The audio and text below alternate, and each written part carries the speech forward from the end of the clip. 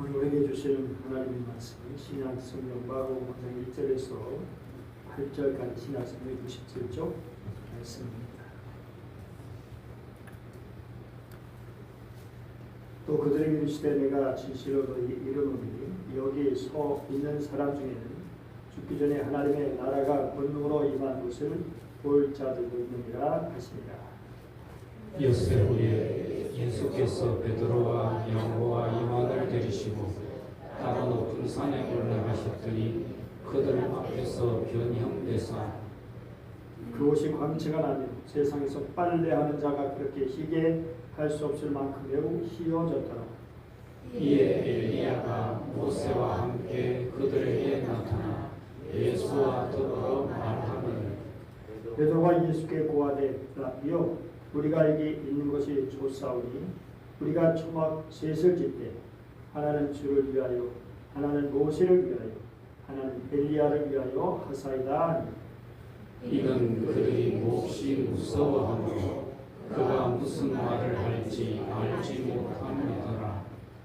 마침 구름이 와서 그들을 덮으며 구름 속에서 소리가 나되 이는 내 사랑하는 아들이 너희는 그의 말을 들으라 하는지라. 문득 둘러보니 아무도 보이지 않으냐고 오직 예수와 자기들 뿐이었더라. 아멘. 우리 이순신 장군은 속 좁은 선조를 방으로 섬기를 하고 고생이 많았습니다. 전쟁에서 공을 세운 이순신이 선조에게는 눈의 가시였습니다. 그래서 이순신을 무너뜨리기 위해서 기회를 엿보고 있었습니다. 어느 날 일본군 첩자로부터 첩보가 들어왔는데 그 첩보가 의심스러워서 이순신 장군을 항명하여 출교하지 않았습니다. 이것을 계기로 선조는 이순신을 잡아들였습니다. 이순신이 없는 바다 어떻게 됐겠어요? 일면의 공격으로 무참히 당하고 말았죠. 어쩔 수 없이 선조는 다시 복직시켰습니다. 하지만 현장에 와보니 이미 패전 이후 남은 병력과 물자가 모두 부족했습니다. 그런데 여기서 유명한 말이 나오죠. 신에게는 아직 12척의 해가 있습니다.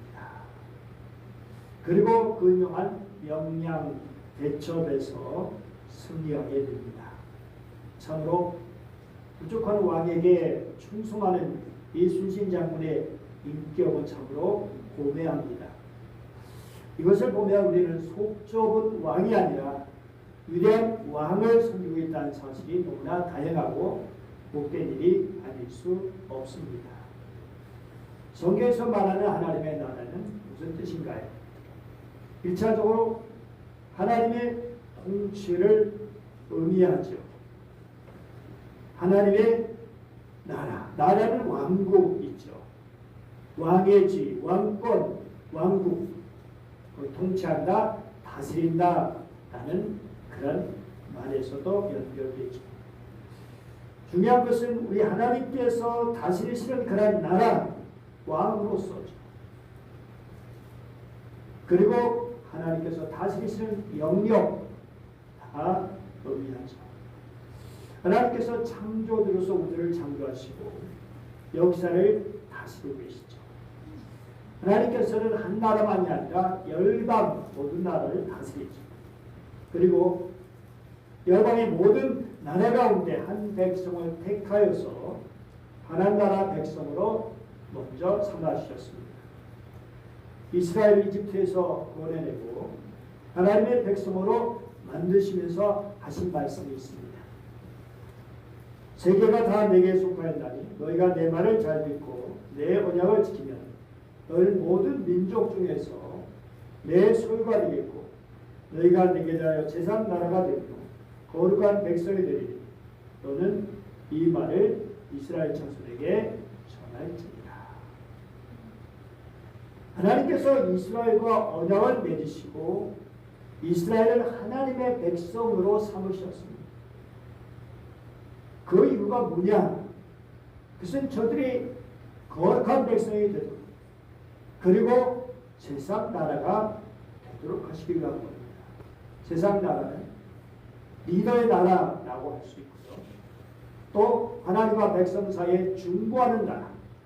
하나님을 어떻게 섬기는지 그 분을 보여주고 믿지 않은 사람, 이방 나라 사람들 하나님께로 돌아올 수 있도록 다리를 놓아주는 그런 역할을 하는 그런 민족으로 삼아주셨어요. 그래서 먼저 이스라엘을 선택해서 구원하신 것입니다. 열방이 하나님을 알고 하나님을 예배할 수 있도록 원하신 거죠. 그러나 웬걸 이스라엘 제사장의 역할을 얘들 수행하지 못하고 급기야는 바벨론에 끌려가는 포로가 되는 심판까지 받게 되었습니다. 그런데도 하나님께서는 언약을 지키셨습니다. 그리고 메시아를 통해서 이스라엘 회복시켰다고 약속하셨죠. 그러면서 오늘 마가음 9장 1절 말씀을 같이 읽어볼까요? 시작. 내가 진실로 너에게 이르노니 여기 서 있는 사람 중에는 죽기 전에 하나님의 나라가 권능으로 임하는 것을 볼 자들도 있느니라 하시니라. 하나님의 나라는 예수님과 함께 이미 이 땅에 임했습니다. 많은 이적과 권능을 행하시고 귀신을 쫓아내시고 이거 모두 하나님 나라가 임하였다는 것을 확실히 증명하신 겁니다. 그런데 여기 서 있는 사람들 중에 죽기 전에 하나님 나라가 권능으로 떨치며 와 있는 것을 볼 자들도 있다라고 말씀하신 이유는 무엇일까요? 그것은 이전에 보여주셨던 하나님의 나라, 이적과 권능을 통해 임한 하나님 나라 또 다른 차원의 하나님의 나라를 보게 될 것이다. 지금까지는 보지도 듣지도 경험하지도 못한 하나님의 나라를 새롭게 보게 될 것이다 라는 말씀이죠. 예수님께서는 주님의 말씀을 도무지 이해하지 못하고 도리어 반대하기까지 했던 철없는 아이들 같았던 제자들, 그래도 그들을 버리지 아니하시고 도리어 신학의 더 높은 단계로 그들을 인도해 가시죠. 오늘 말씀을 보면 엿새 후에 예수님께서 베드로, 야고보, 요한을 데리시고 따로 높은 산에 올라가셨습니다. 이들 중에 베드로는 예루살렘 교회를 잘 돌보며 열심히 충성하다가 나중에는 로마에서 거꾸로 매달려서 순교했습니다. 그리고 야고보는 12사도 중에 제일 먼저 순교하는 영광을 얻게 되었습니다. 그것이 사도행전에 기록됩니다. 그리고 요한은 선수를 누리면서 예루살렘 교회에서 그리고 말년에 에베소 교회를 중심으로 한 소아시아 지역의 여러 교회를 돌보며 열심히 목회를 했고, 그래서 요한복음과 또 요한 1, 2, 3서를 기록했죠. 그리고 반모섬으로 유배돼서 정말 힘들게 지나고 있었는데 어느 주일날 성령의 감동으로 환상 중에 계시를 받아서 요한계시록을 기록할 수 있었습니다. 선두에선 이 세 사람은 선두에선 제자들인데 이들은 영광도 얻었지만 그에 못지않은 고난도 많이 겪었습니다. 그러나 저들은 주님의 이끌로서 그 모든 고난을 기꺼이 잘 감당했습니다. 그리고 다른 제자들 주님께서 하신 이런 일의 원망 불평하지 않고 베드로와 요한을 중심으로 주님께서 주신 귀한 사명을 잘 감당했습니다. 그래서 초대교회가 아름답게 성장했고 오늘까지도 귀한 것을 보여주고 있습니다. 그런데 산에 올라와서 기도하신 그 예수님 제자들 앞에서 변모되셨습니다. 그것이 광채가 나고 세상에서 빨래하는 자가 그렇게 희귀할 수 없을 만큼 매우 희어졌습니다. 마태복음 17장 2절의 말씀을 보면 그 얼굴이 해같이 빛나며, 그리고 누가복음 9장 29절을 보면 용모가 변화되고 그 옷이 휘어져 광채가 났다고 말씀하고 있습니다. 한란에 속한 세계를 어떻게 인간의 말로 다 표현할 수 있을까요? 빨래는 자가 그렇게 희귀할 수 없을 만큼 매우 희어졌다라고 하는 것은 인간의 한계를 초월하는 그런 흰 빛이었다, 그런 광채였다는 것을 말씀하고 있는 것이죠. 아무튼 이런 모습을 보여준 것은 감춰진 하나님의 나라를 보여주는 것이고 예수님의 천상적인 신분을 말해주는 것입니다. 즉 예수님의 신성, 거룩하심을 보여주는 거죠. 비록 이 세상에서 발에 딛고 살아가셨지만 본래는 하늘에 속하신 분이시고 100% 죄가 없으신 분이심을 보여준 겁니다. 한란은 세상 사람들이 상상할 수도 없고 세상 것으로 결코 비교할 수 없는 그런 나라죠. 기어진 옷은 하늘의 천사도 입는 옷의 색깔이 평화와 순결과 사랑을 상징하는 색깔이죠. 예수님의 영광스러운 몸에서 나오는 빛의 광채를 말해주는 것이기도 하죠. 여러분, 이 세상 변하죠. 유행도 사상도 변하죠. 그 가운데 우리 역시 변화하고 있습니다. 날마다 겉사람 늙어가고 정말 이렇게 이제 어느 순간 노인이 됐구나라는 것을 느끼게 되기도 하죠. 그런데 이 변화 중에서 땅으로 돌아가려는 변화가 있습니다. 반면 하늘의 것으로 돌아가는 변화가 있죠. 땅의 것으로 돌아가려는 변화는 썩는 변화입니다. 그러나 하늘의 것으로 돌아가는 변화는 영광스러운 아름다운 변화입니다. 지금 우리 안에서 성령의 역사하심으로 변화가 일어나고 있습니다. 이 세상에 있는 것은 다 썩고 낡아지고 있지만 우리의 속사람은 새로워지고 있죠. 날로서 주님 안에서 더 주님을 가까이 하고 주님의 성품을 더 담게 되고 주님의 마음을 품게 되고 하늘 영광 바라보면서 하늘 소망 가운데 살게 되어지는 영혼. 참으로 그 속사람은 이런 말할 수 없이 깨끗하고 아름다울 수밖에 없는 것이죠. 예수님의 최대의 변화, 십자가의 죽으심과 부활로 나타내셨습니다. 이제 우리의 변화는 곧 나의 죽음과 부활, 생명으로 나타낼 수 있는 것이죠. 그리스도의 변화, 우리 크리스천의 변화는 정말 내가 죽음으로, 자아가 죽음으로 나타나는 것입니다. 내가 죽으면, 그래서 주님의 살면 그것 우리는 변화가 되는 것입니다. 그리고 종말에 이러한 놀라운 비밀이 있습니다.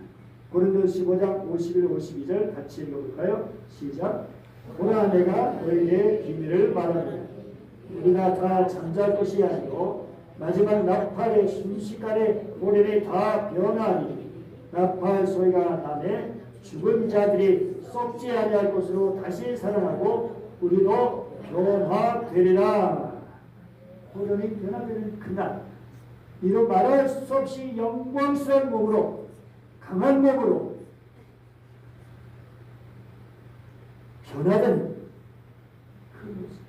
주님께서는 그렇게 변화될 것을 변화하셔서 미리 세 제자에게 보여주셨고 어느 우리에게도 일러 주시는 겁니다. 주님께서는 용모만 변하신 것이 아니라 오늘 말씀 보니까 엘리야가 모세와 함께 그들에게 나타나 예수와 더불어 만화권을 이렇게 되어 있죠. 정말 그런데 여기 좀 우리가 주목해 볼 것은 통상적으로는 모세가 당연히 앞서죠. 모세가 더 위대한 하나님의 종이죠. 그런데 엘리야를 앞세우고 있다는 사실이에요. 그 이유는 무엇일까? 율법을 이스라엘에게 전해준 사람은 모세입니다. 그런데 엘리야는 그 율법을 수호하기 위해서 온갖 고난과 고통을 감수해야 했던 선지자였죠. 그리고 마침내 엘리사가 보는 앞에서 회오리바람으로 하늘에 올라갔습니다. 이런 엘리야를 앞세운 것은 이 기록한 나다가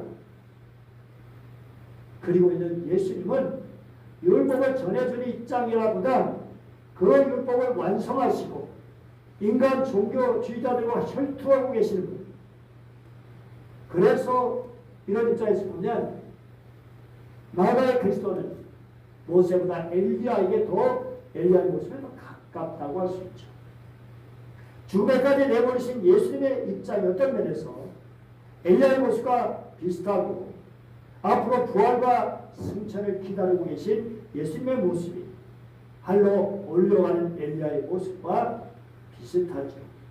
또 엘리야는 메시아 오기 전에 먼저 주의 길을 준비한 자로 소개되어 있기 때문에 엘리야를 먼저 언급하였을 것입니다.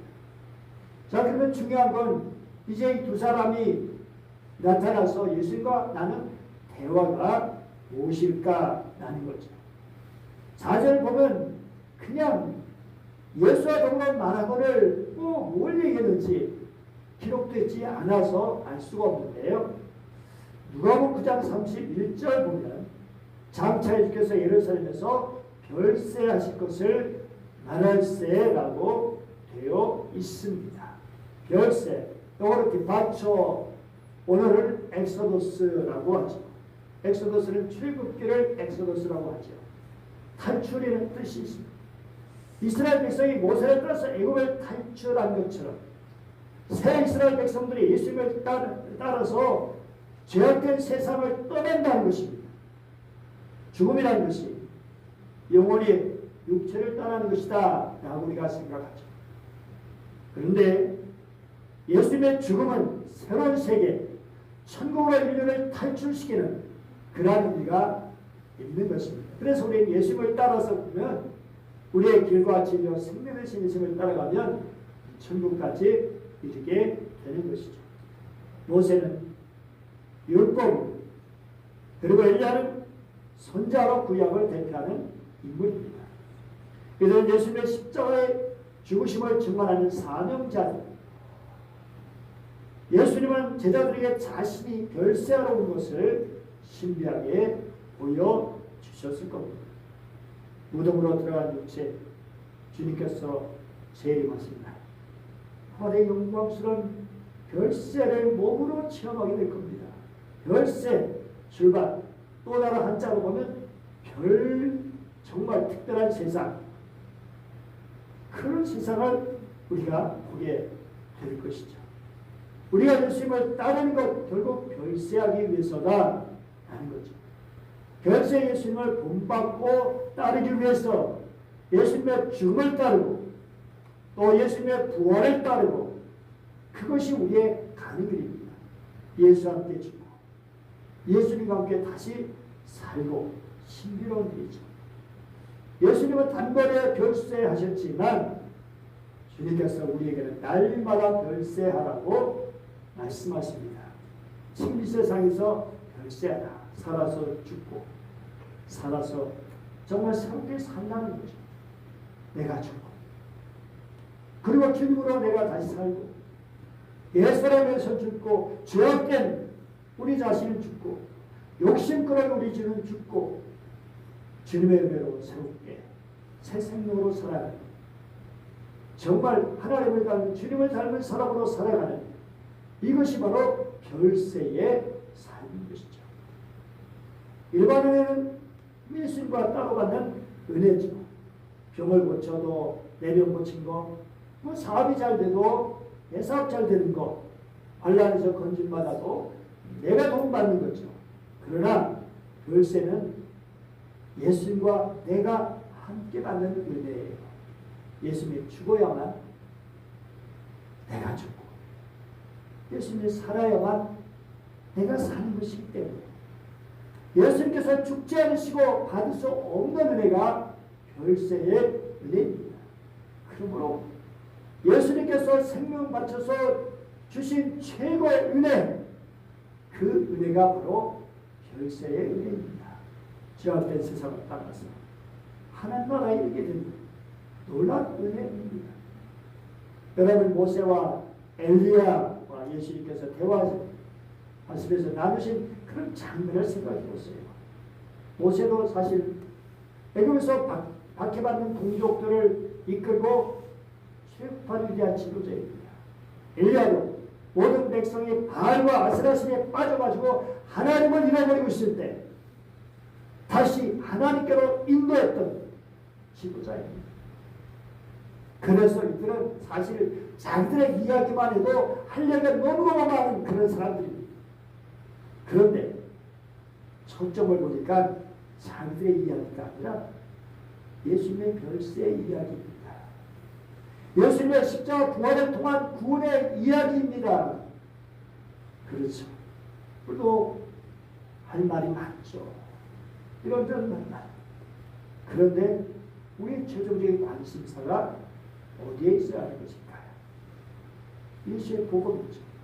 예수의 십자가 죽으심, 예수님께서 왜 이 땅에 오셨는지, 예수님이 어떠한 삶을 사셨는지, 우리가 어떻게 예수님을 닮고 어떻게 예수님을 따르고 예수님의 뜻대로 살아야 할 것인지, 교회가 어떻게 그런 예수님의 뜻을 실천하고 살아갈 것인지,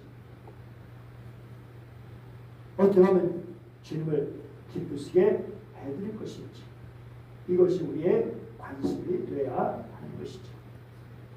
예수님의 변형되고 엘리야 모세가 나타나서 이야기를 하는 모습을 본 제자들 어땠을까요? 너무나 충격이었겠죠. 겁에 질려가지고 넋을 잃고 무섭기도 하고 겨우 정신을 차린 베드로가 자기가 무슨 말 하는지도 모르면서 이렇게 말합니다. 라비오, 우리가 여기 있는 곳에 조사하고 우리가 초막 셋을 짓게, 하나는 주를 위하여, 하나는 모세를 위하여, 하나는 엘리야를 위하여 하사이다. 자기들 거는 어떻게 하려고, 자기들 거는 생각도 안 하고 세 분을 위해서 짓자고 말합니다. 그래서 하나는 라비님을 모시고, 하나는 모세를 모시고, 하나는 엘리야를 모시겠습니다. 정말 너무나 황홀하기도 하거든요. 복잡한 세상으로 내려가지 말고 영광스러운 그곳에서 초막 셋을 짓고 살자는 거예요. 그러면 너무 좋을 거라는 거예요. 예수님께서 하나님의 나라의 영광을 살짝 보여주셨는데 그게 너무 좋아가지고 그것에 영혼이 머물고 싶다는 것입니다. 정말 그렇죠. 우리가 은혜 받으면요, 이 너무 좋아가지고 신비한 체험을 하면 정말 어느 순간 이루 말할 수 없이 황홀한 그런 느낌을 가질 때가 있는데 그게 얼마나 좋은지, 그게 계속되면 좋겠다. 그런데 중요한 것은 예수님께서 왜 이 땅에 오셨습니까? 할례가 그 영광을 제자들에게 그리고 우리 모두에게 주시기를 원하신 것이지만 그 앞에 전제가 있습니다. 그 앞에 해야 할 일이 있습니다. 그게 뭐예요? 십자가와 부활입니다. 십자가의 고통에 반드시 따라야 되는 거예요. 어떻게 보면 베드로는 고통 없는 행복을, 고통 없는 대가 없는 영광을 바라는 것 같아요. 그러나 노크로스, 노크라, 십자가 없이 멸망도 없다. 고통 없이 영광도 없다.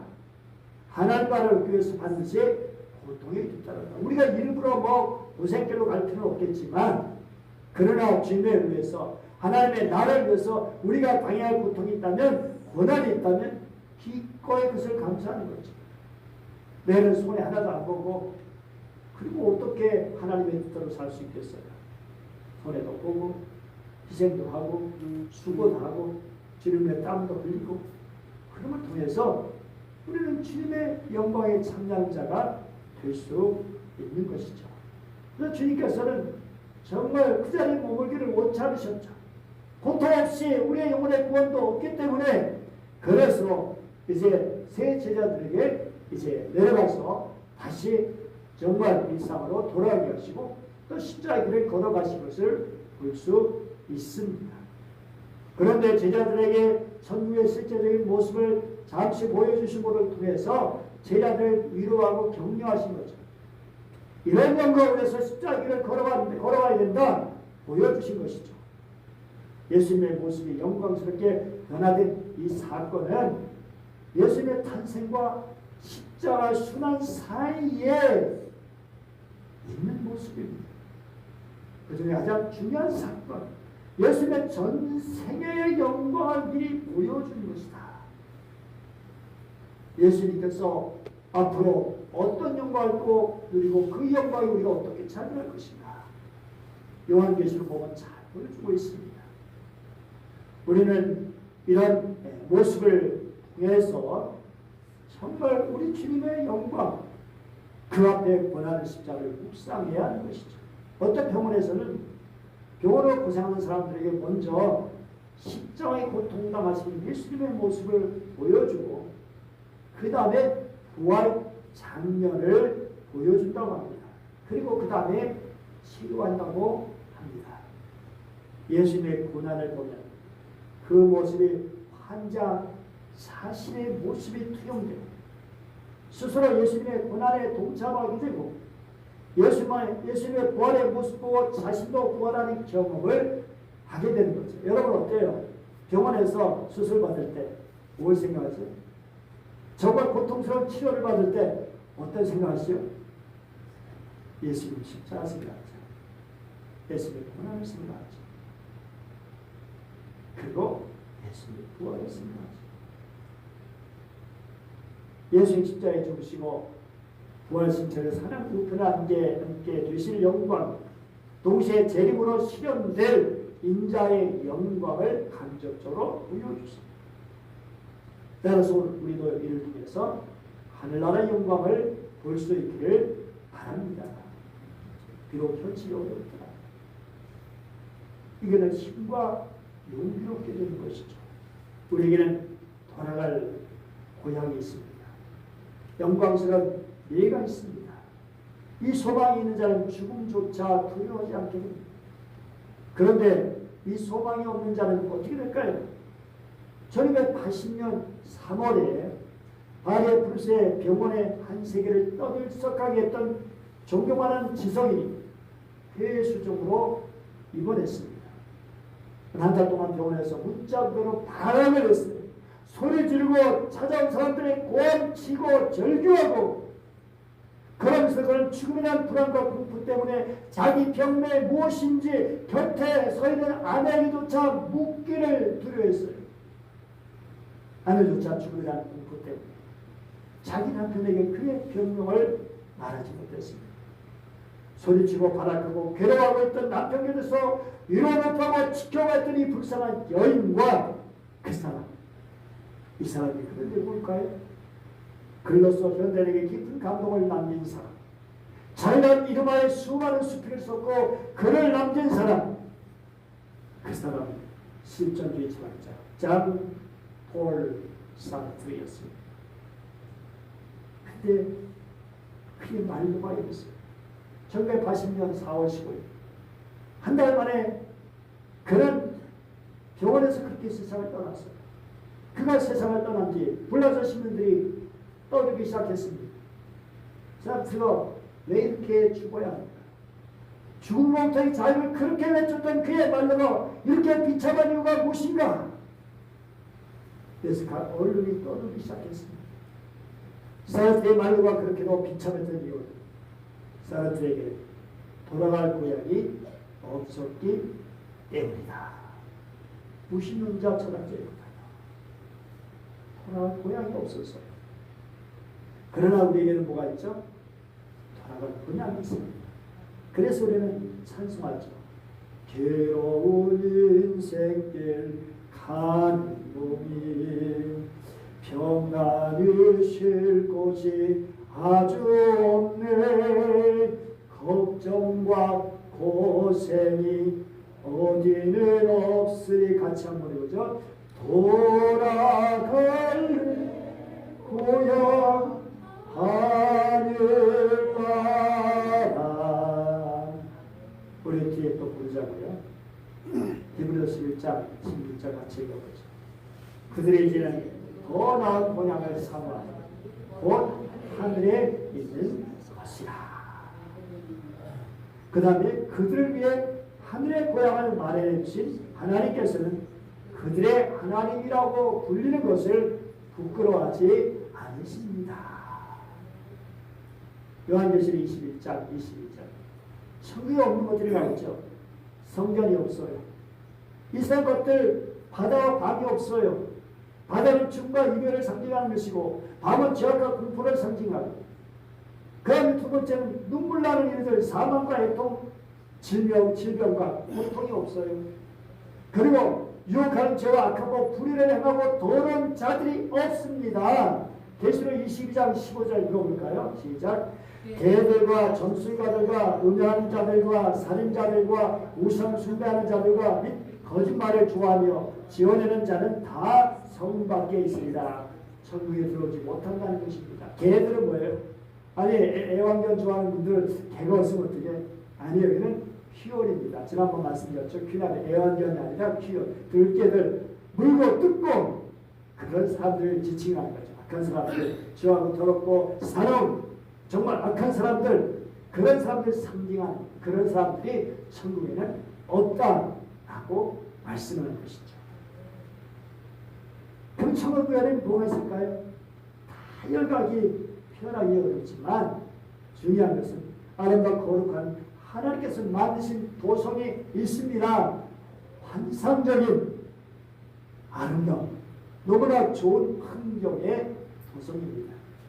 그리고 하나님과 항상 함께 있죠. 임마누엘을 늘 경험하며 살아가는 복된 삶이죠. 그리고 수정같이 맑은 생명수의 강, 달마다 그 열매를 맺는 생명나무가 있습니다. 거기는 뭐 천국에 안 먹어도 될 텐데 이런 게 왜 있지? 그런데 우리는 정말 이거 생각하면서 기대가 되지요. 그 맑은 물, 생명, 뭐 그거 없어도 천국은 그냥 뭐 목마르니까 그야말로 좋겠지만 이런 것이 있어서 너무 아름답고 복된 모습을 우리에게 또 보여주시는 거죠. 그리고 사랑과 정의와 평화와 기쁨이 있습니다. 만족, 영원한 행복과 복락이 있는 것이 바로 천국입니다. 그래서 요한일서 3장 3절 우리 같이 읽어볼까요? 시작. 주를 향하여 이 소망을 가진 자마다 그의 깨끗하신 같이 자기를 깨끗하게 하느니라. 그렇습니다. 이런 소망을 가진 사람은 깨끗하게 해야 할 것입니다. 찬송가를 많이 작곡한 목사로 멀리하는 영국의 캐리 보너 어느 날 꿈을 꾸게 되는데요. 자신이 열심을 다해 산 일에 대해서 천사가 아주 그냥 가치를 내고 있는데 아주 그냥 높은 100파운드를 이제 이렇게 되는 모습을 보여줬습니다. 그래서 얼마나 기뻤는지 몰라요. 그런데 천사가 다음 행동을 보니까 자기 열심에 대한 대가 100파운드를 세부 항목으로 분류하고 있는데 자신의 열심에 대한 대가 정말 그거를 이제 세부 항목으로 분류하는데 이심 때문에 열심 14파운드, 연애 때문에 열심 22파운드, 사람을 사랑하는 열심이 23파운드, 정작 하나님을 향한 열심은 26파운드밖에 되지 않았다는 거예요. 꿈에서 깨어난 본인은 깊이 생각하고 회개했다는 거예요. 그리고 그부터 주님이 명령하시면 언제든지 어디든지 달려갔다는 것입니다. 오늘 주님이 말씀하십니다. 이는 내 사랑하는 아들이니 너희는 그의 말을 들으라. 주님의 말씀을 들어야 됩니다. 천국은 주님의 말씀으로 이루어지는 나라입니다. 말씀으로 다시는 나라입니다. 오늘도 주의 말씀 우리 속에 있을 때 우리 속에 하나님의 나라가 이루어집니다. 한나라 백성으로 살 수 있는 겁니다. 그 주의 말씀을 들으면서 그 말씀에 귀를 기울이면서 그 말씀에 정말 말씀으로 힘과 능력을 얻고 말씀으로 삶의 길을 찾고 말씀으로 아름답게 살아가는 복된 한나라 백성들 되시기를 축복합니다. 기도하겠습니다. 은혜로우신 하나님 아버지 감사드립니다. 오늘도 저를 사랑해 주시고 또 말씀을 주시니 감사합니다. 하나님 아버지 한나라의 영광스러운 모습 우리의 가슴에 담고 한나라 백성으로 오늘도 내일도 주님과 함께 살기를 원합니다. 주님 저를 늘 다스려 주시고 저를 붙드시 인도하셔서 주의 백성으로 한나라 백성으로 당당하고 담대하게 용기 있게 그러면서도 겸손하고 사랑으로 살게 하여 주시고 주님 부르실 때 또 영원한 천국에서 주님 주실 영광 가운데 정말 복되게 살아가는 아름다운 주의 백성들 다 되게 하여 주옵소서. 간절히 원하며 귀하신 주 예수님의 이름으로 기도드립니다.